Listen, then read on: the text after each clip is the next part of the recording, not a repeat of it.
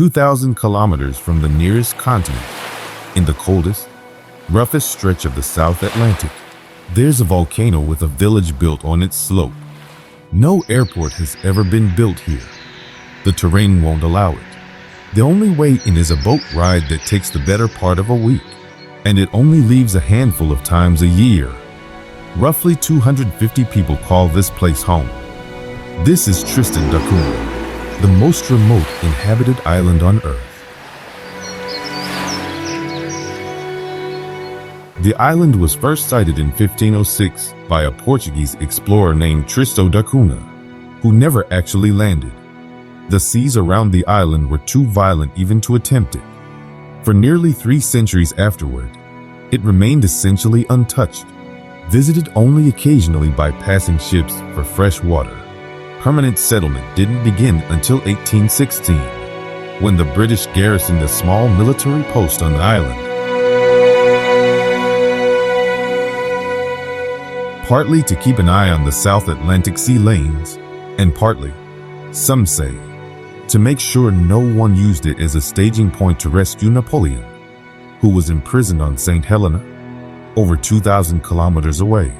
When the garrison was withdrawn a year later, one man refused to leave.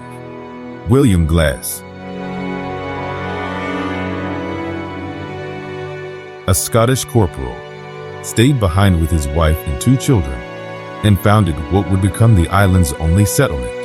Other shipwrecked sailors and settlers trickled in over the following decades. By the late 1800s, the population had grown to a few dozen, all descended from a tiny handful of founding families. To this day, every islander shares one of only 8 surnames.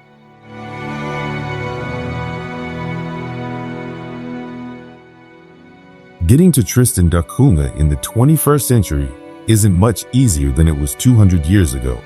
There is no airstrip. The island's mountainous terrain makes one impossible to build.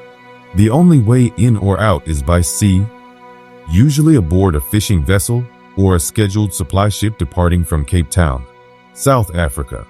The crossing takes 5 to 7 days, depending on the weather, and rough seas can delay it by much longer. There's no scheduled passenger service. Visitors need permission from the island's administration just to book passage, and only a few hundred tourists make the trip in a typical year.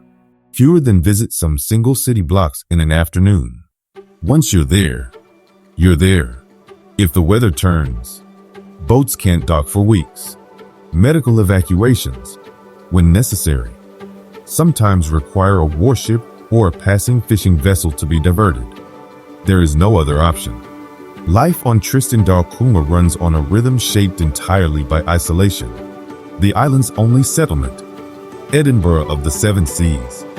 Locals just call it the settlement.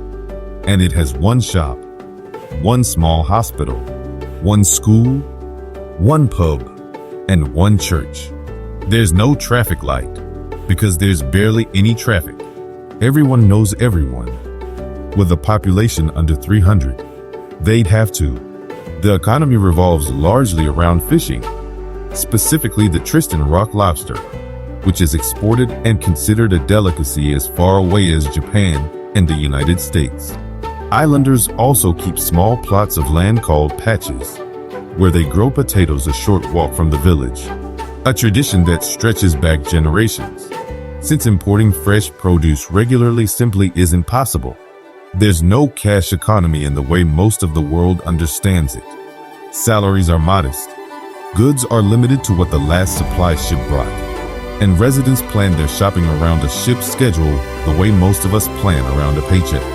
And yet, by most accounts, islanders describe a strong sense of community, low crime, mutual reliance, and a slower pace of life that outsiders often romanticize and rarely fully understand.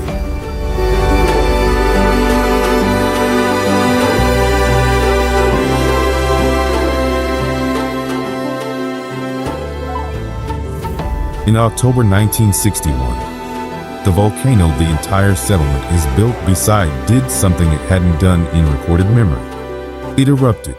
Cracks opened near the village. Lava flows threatened the only harbor. and within days the decision was made. Evacuate the entire island. Every single resident, men, women, children, the elderly, was taken off Tristan da Cunha and eventually relocated to England, a country almost none of them had ever seen. For a population that had spent generations in near total isolation, the transition was jarring. Islanders who had never used electricity, never seen a bus, and rarely left their island found themselves suddenly living in a foreign, densely populated country in the middle of the 20th century. Many struggled to adapt. Reports from the time describe islanders overwhelmed by simple things outsiders take for granted. Traffic, crowds, the sheer speed of modern British life. When a scientific survey team returned to the island in 1962 to assess the damage, they found the settlement largely intact. The lava flow had stopped just short of the village, in some tellings sparing it by a matter of meters. Given the choice to stay in England or return home, the overwhelming majority of islanders chose to go back. By 1963, most of the population had resettled on Tristan da Cunha, and life resumed largely as it had before. It remains one of the only times in modern history that an entire national population voluntarily returned to a place that had just tried to destroy them. Even today, Tristan da Cunha faces challenges most places never have to think about. Healthcare is limited to one small hospital with a resident doctor. Serious medical emergencies often mean an agonizing wait for evacuation by sea.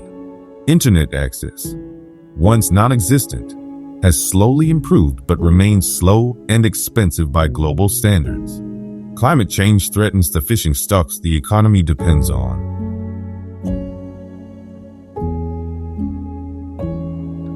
And rising sea levels are a long-term concern for a community that has nowhere higher to retreat to on such a small landmass.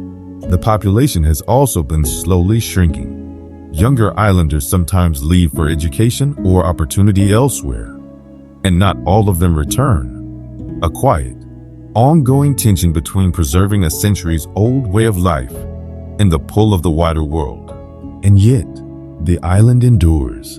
It remains a British overseas territory, self-governed locally, fiercely proud of its identity, and, against every logistical obstacle imaginable, still inhabited, year after year, by people who choose this life. It's easy to look at a place like Tristan da Cunha and see only what's missing. No airport, no highway, no fast internet, no crowds. But that absence is exactly what makes it remarkable. In a world where almost everywhere has been mapped, developed, and connected, this small volcanic outcrop in the middle of the South Atlantic remains something increasingly rare. A place still defined by its distance from everything else. The people who live there aren't stranded. They're not waiting to be rescued. Generation after generation, they've chosen this. The isolation, the hardship, the 6-day boat ride just to reach the outside world. Because somewhere in that trade-off, they found something worth staying for. Maybe that's the real story of Tristan da Cunha. Not that people live at the edge of the map, but that they choose to.